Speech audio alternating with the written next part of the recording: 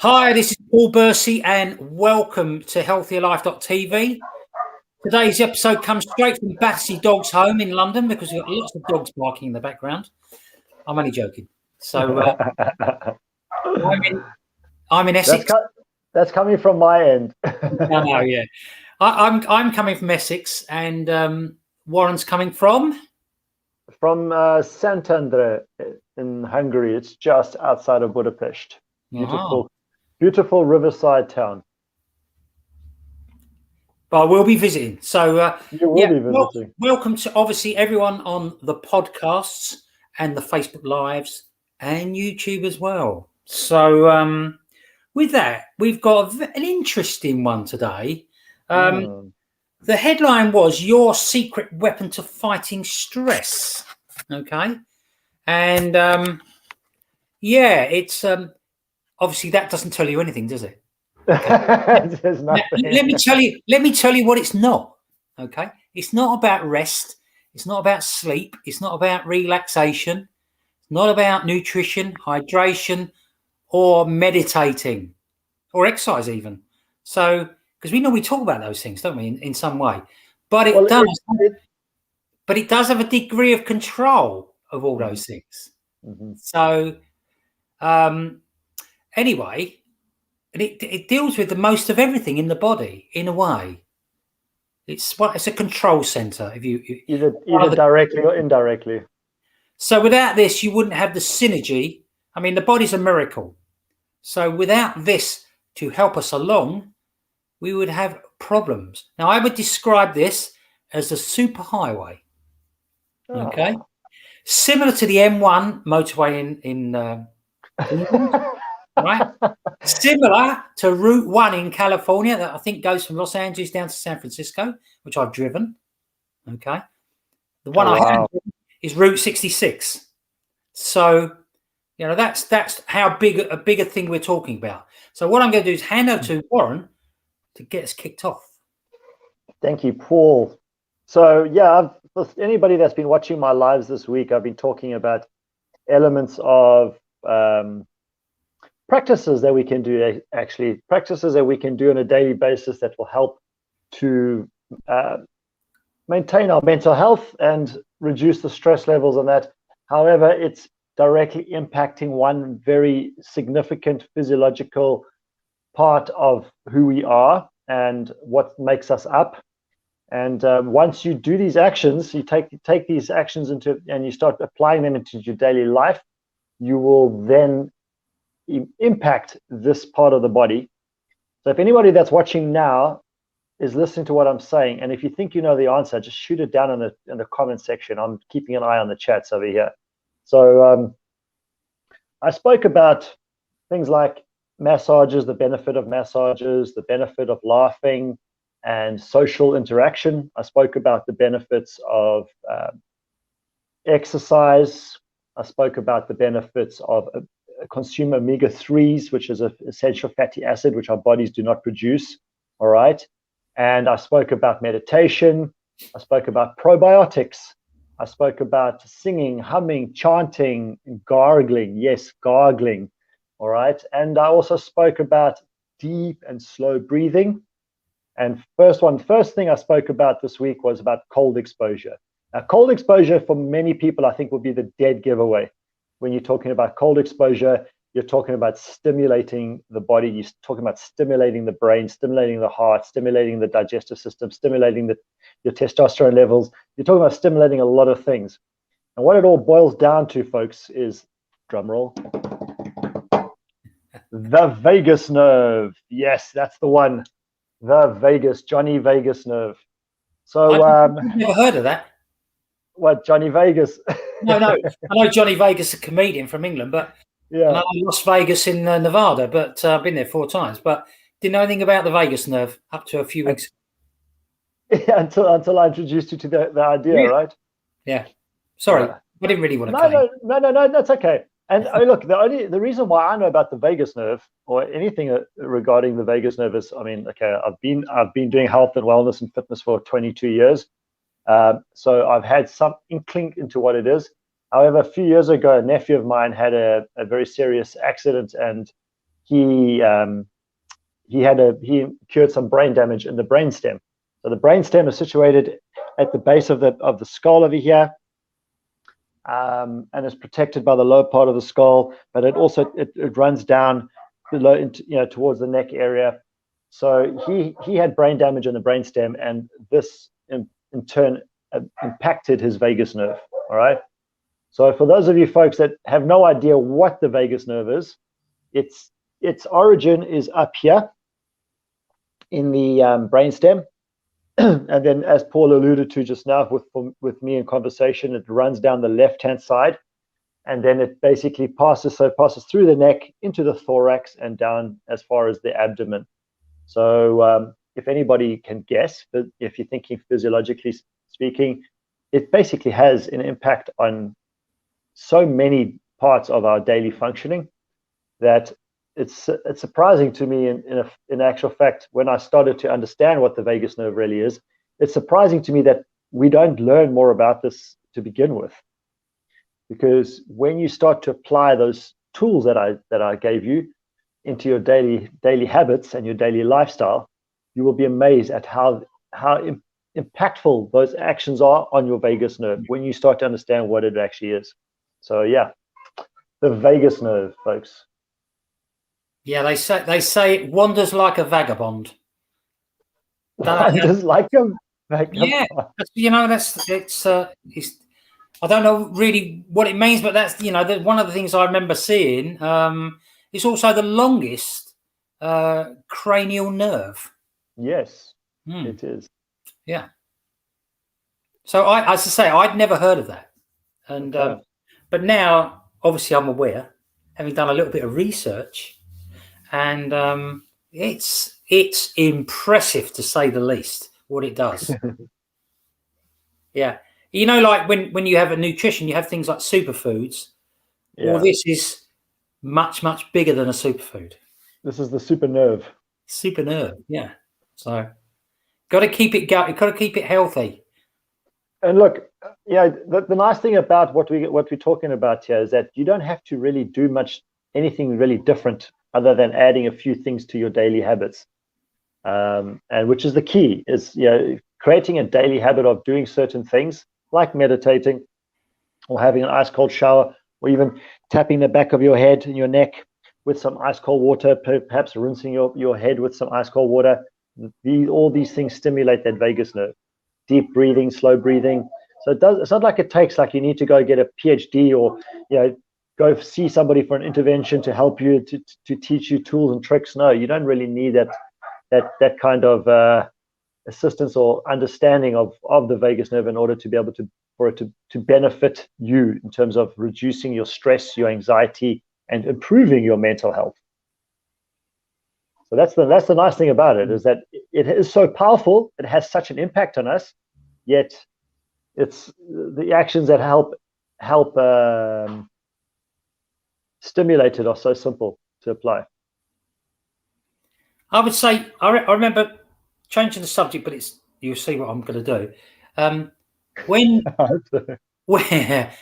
the Allied forces went into Iraq, whether that's right or wrong, but they sent in special forces to there's fiber optics that go down the MSR, which is the main supply route. Okay. Mm-hmm. Now this is like the MSR. Okay. The main supply route. And the idea was to blow up the fiber optics. So you can, I suppose in a way, you could look at it as a set of fiber optics going through, because it controls the inner nerve system, which is called. You mean the pneumatic? Oh, not pneumatic. Yeah, I know. Yeah. The pneumogastric. Yeah, but also the parasympathetic. Parasympathetic, which is your. Yeah. So you can't quantify how important this is. It's like, And for folks that don't know what the parasympathetic or pneumogastric areas are, that's basically the stuff like your reflex actions. Yeah. The reflex things that happen, for us, and also the the automatic, the things that run automatically, our heart, our breathing, our lungs, our digestive tract, these things all operate, independent of our own free will. So like robotics. It works whether we want to or not. It's that fight or flight system within us that is controlled by the vagus nerve. So if you had motor neurone disease, which is devastating for people, your motor nerves all get affected, and I would think it really affects the vagus nerve. I honestly don't know. Most definitely. I would say because it just common sense tells me it would affect that. So. Yeah, I mean, I look at what happened with Joost van der Westhuizen before he passed away. Joost van der Westhuizen he's a golfer. Is he a rugby player? Rugby player. Oh right, yes. Sorry, yeah. Yeah. So he was one of the best players to ever play in his position globally, and he passed away from motor neuron disease, from a rare form of that, and it impacts your coughing, your sneezing, all of these kind of things, your swallowing. So because if you think about it, swallowing happens naturally for us. We chew food, and then that food needs to go down. So if we just keep chewing, it's automatically going to be swallowed by the body and by the esophagus. So these are automatic actions that the body takes care of, which the vagus nerve helps to control. And one of the biggest things it does is communicates. True. Where does it communicate, Paul? Where does it communicate? Probably in the gut. It goes to the brain. Yeah, it is. Yeah, and this is another big thing.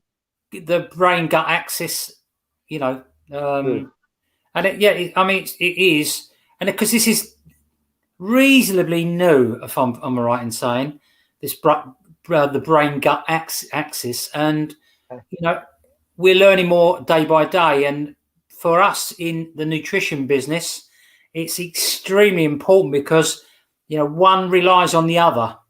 Yes. So when you have a gut feeling, I used to think that was just this. You had a gut feeling; it wasn't real. It just had a gut feeling that something was wrong. The gut feeling, it comes from this. I didn't realise that. So, yeah, very, very. Well, it's recently they discovered that there's in the actual gut there's a brain. It's not like the brain we have in our head, but there's a brain in the gut behind it's the ganglia, if I'm not mistaken, for the term itself, which is a ball of nerves that emanates just below the solar plexus in the gut here. And the brain of the gut sits behind there, and this is communicating directly between there and the brain and the head. So the vagus nerve travels from the brain all the way down to the gut. So that tells you in itself the importance of it. And this discovery that they've recently come about, they didn't stumble upon it, but they've looked into it, they've discovered and researched and figured out that there is actually a brain in the gut. And so it's essential that communication between the gut and the brain is healthy, that it's strong and it's functioning correctly. Otherwise, that communication between the two centers is going to be, when it starts to fail and it becomes toxic, we start to make the wrong choices and make the wrong decisions in our lives as a result of that. Now, we've done a lot of shows on inflammation, and the vagus nerve prevents inflammation, or is one of the main factors in doing that. So that then makes it very important when you're talking about incurable diseases, and this is like a brand new science in a way, because now they've found out about this brain gut axis, and axis. Yeah, not yeah. I keep thinking of axes. I want to. But on a side note, I was watching Vikings last night. I had a couple of episodes of Vikings, so that would thinking of axes. Yeah. So my favorite that. But it also helps with memories, creating memories, which is amazing if you think about it. And we're in the nutrition business, and we always took, we learned about the gut and brain axis, but we didn't think about the vagus nerve, which must play a vital role in that. And so we have a health protocol that we deal with, and now it all makes sense. It's just the final piece of the puzzle has fallen in now as to why we do that, why we take care of three things or three areas rather than one. Yes. Yeah. So, I mean, it's essentially people will,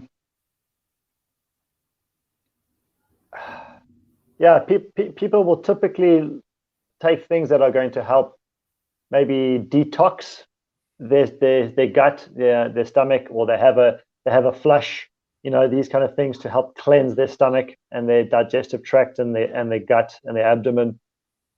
But they don't really think about the continuous impact on the gut through lifestyle habits and what it does over an extended period of time. But more people be worried about how much protein are they consuming, how little carbohydrates are they consuming, how little sugar are they consuming, how many vegetables and fruits and all these kind of things that they're consuming. But they're not really thinking too much about what is the health like inside the gut, what's actually really going on inside there, what does the inflammation look like, what's the communication going on between your gut and your brain.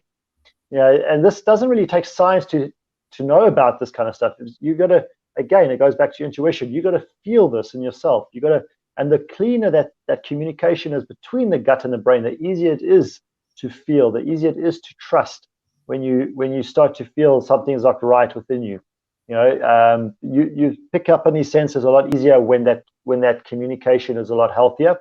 And when the vagus nerve is stimulated, you repeatedly do this over time, stimulate the vagus nerve intentionally or unintentionally, and you're going to literally your anxiety, your depression will just literally subside, and it's something for me. I mean, depression's never been an issue for me per se, but anxiety has been.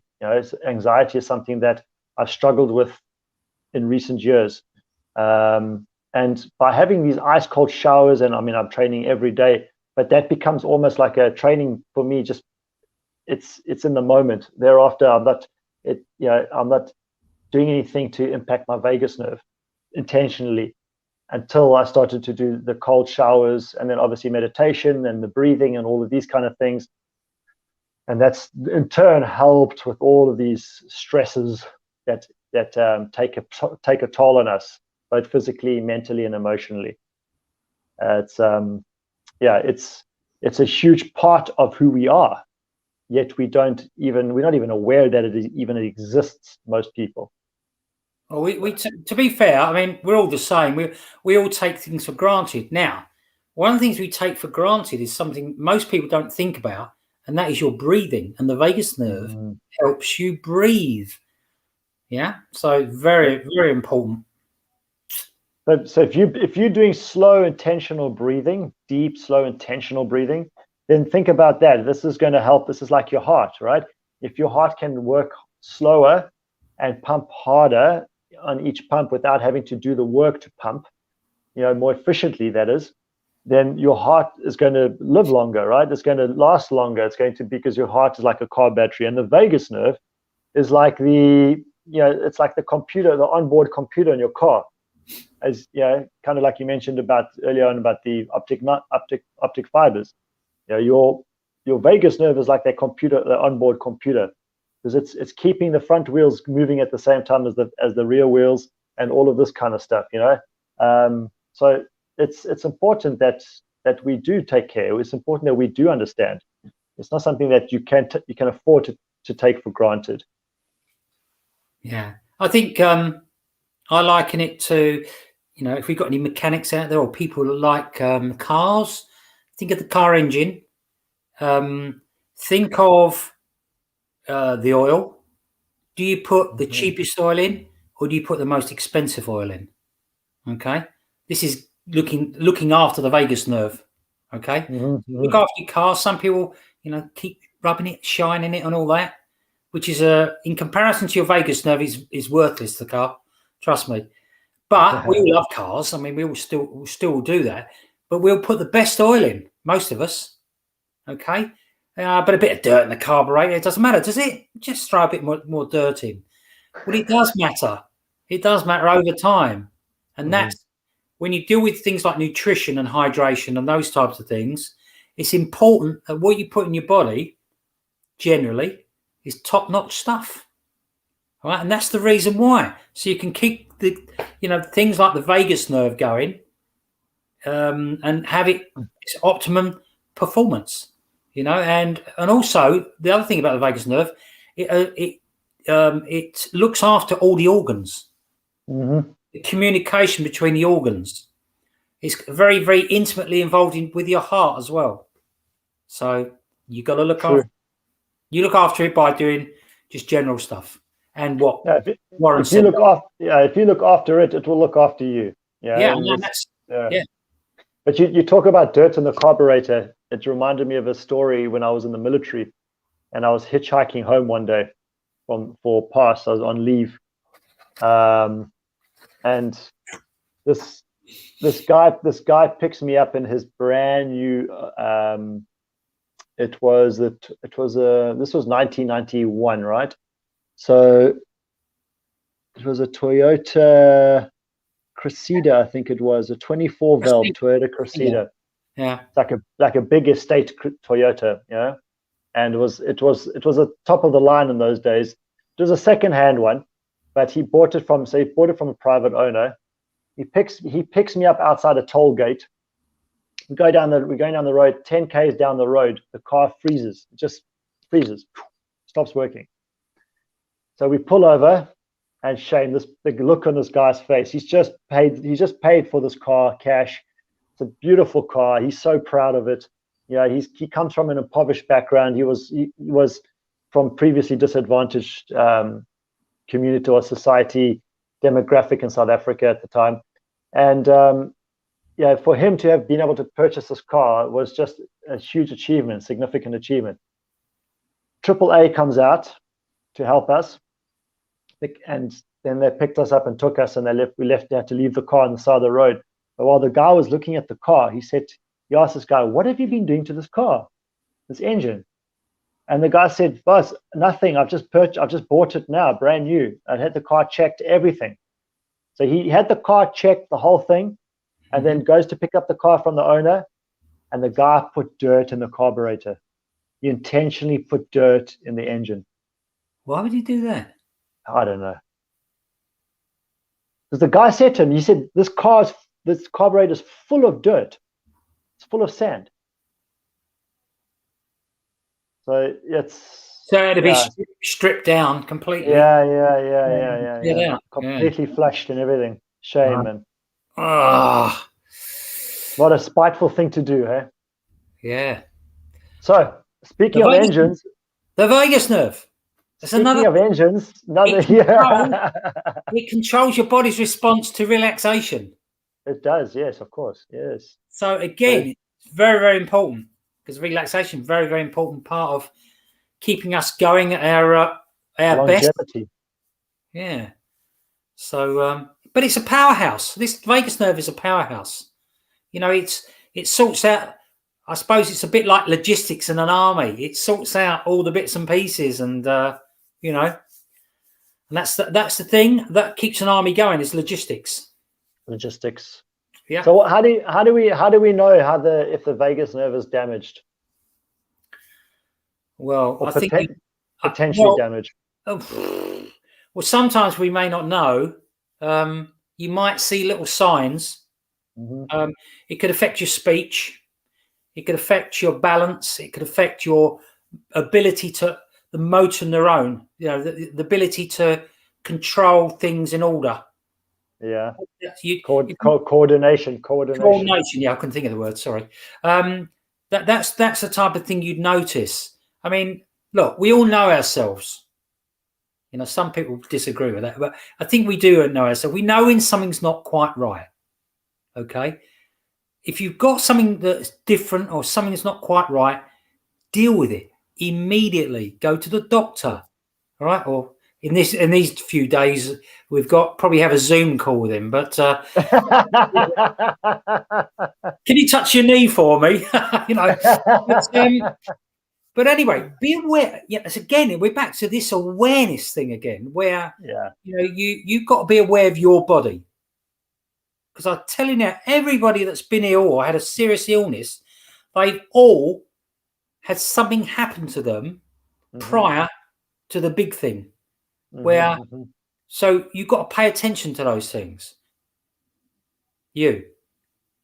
Go on then, explain then. What happened? Did something happen to you, Warren? No, Oh, right. no. Yeah, it's look. We all age and we all get older over time, and no matter how much you want to try to deny it, okay.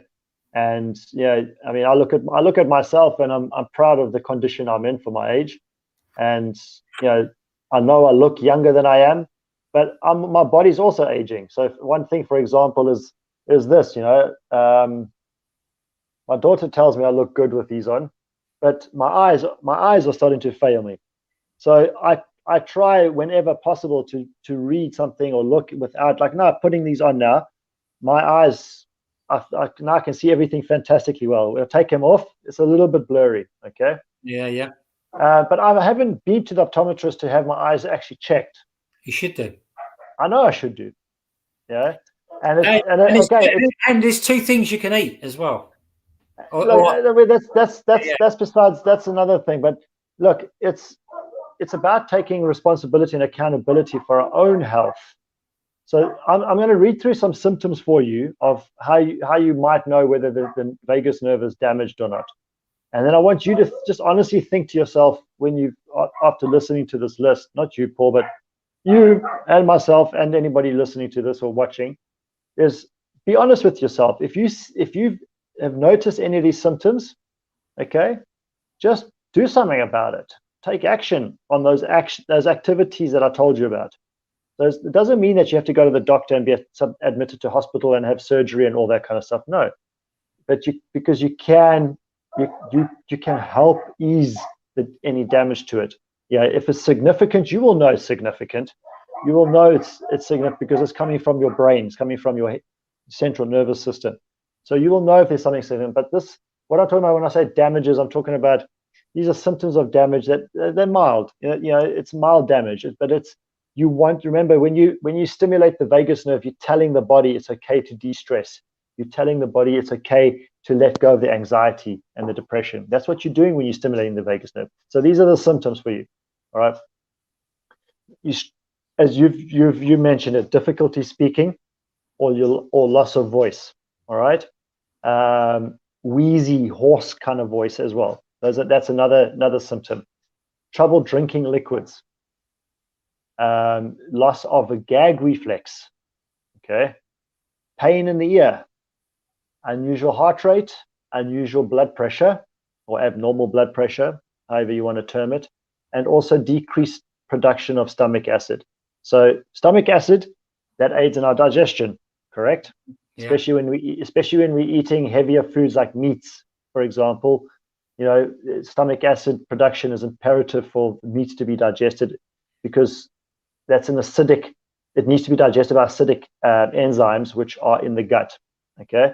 So these are some of the symptoms that we need to look out for. And the stomach acid, you'll feel it, like if you're eating heavy foods like meats and things like that, and you constantly feel bloated or full or something's not right, then just take action on some of those tools that I gave you, those tips that I gave you in the beginning of this podcast. You know, you can do some relaxation techniques like breathe deep, slow breathing, meditation, massage, exercise, cold exposure, laughing, singing, chanting, humming, gargling. Any of those things, you know, are going to help you. Omega-3s, essential omega-3s, really essential.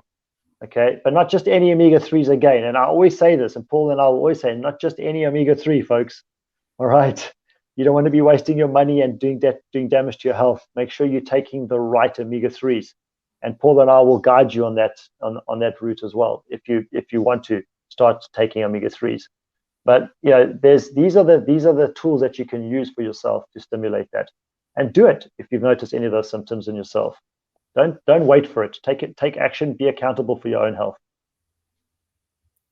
I'm concerned about one thing, though, Warren. You mentioned something about the difficulty in swallowing, or yeah. I've never had a problem swallowing beer.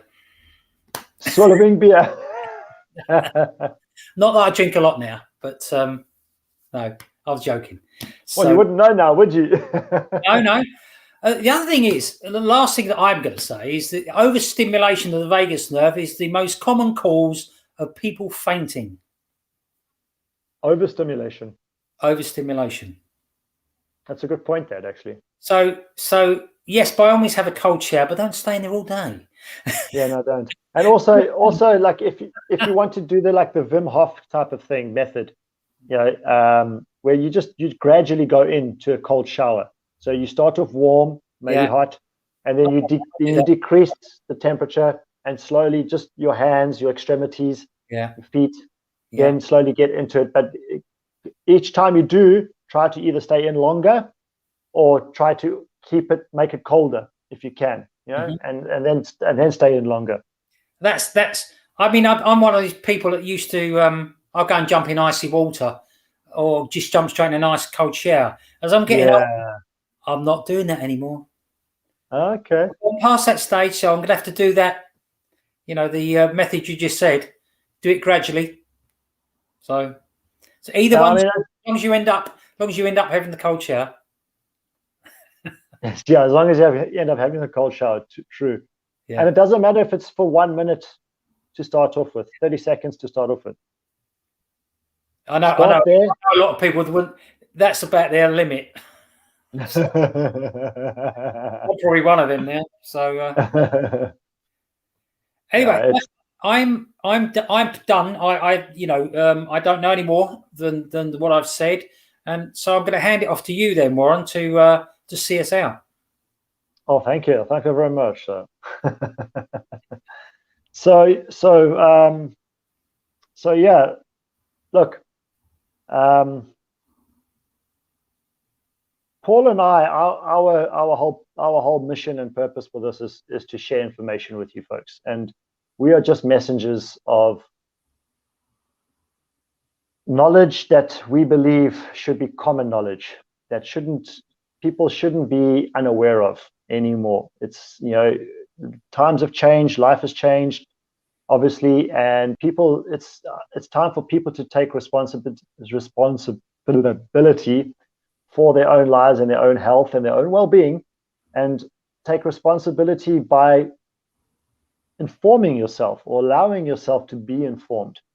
So when you hear our message, don't just take it as the gospel or the written word, for choice of a better expression, but do some research for yourself. And if you notice these symptoms, if something rings a bell for you, go ahead and look into it for yourself.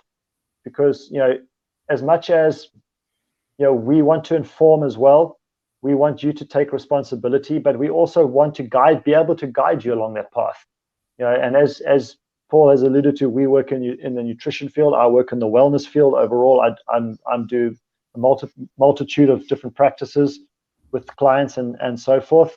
So for me, it is important that people know this information. And if there is more information that you would like to know, then reach out to Paul or I, and we would be happy to work with you, help you, guide you.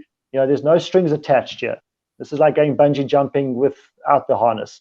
You can approach us, come to us. We'll give you the advice or the feedback, or we'll give you some leads to go towards a direction in which you can go in.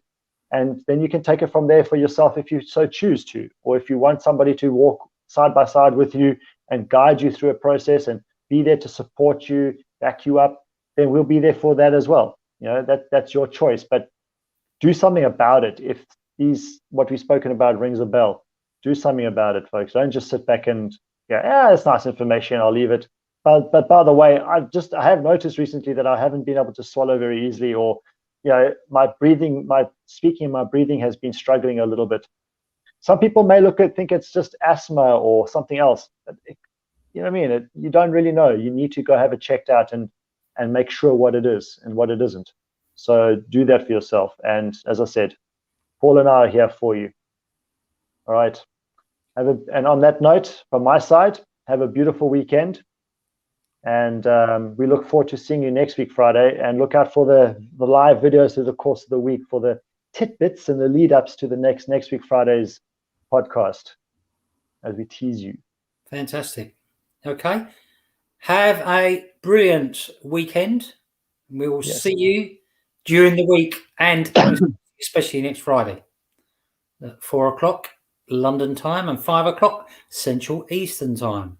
So we've enjoyed this. If you've got any questions, let us know, and then we'll answer them. If we don't know the answers, we will go and find out. Okay? Yes. Very important. We're not afraid to say we don't know. Absolutely. I didn't know about the vagus nerve a few weeks ago. Now I'm a fan. I'm an absolute fan. And the nice thing is that all our products aid in the health of the vagus nerve in some way. Yeah. All our products. So yeah. I didn't know that either. Yeah. No, I've got to be honest. I'm being honest with you. I didn't. Although I knew they were extremely important, I had no idea about the vagus nerve. So it's anyway. It's always nice to find things out. It is indeed always nice to learn new stuff. Right, we're off. Okay, folks. Have a wonderful weekend. See you later. Thanks for being with us. Bye-bye. Bye.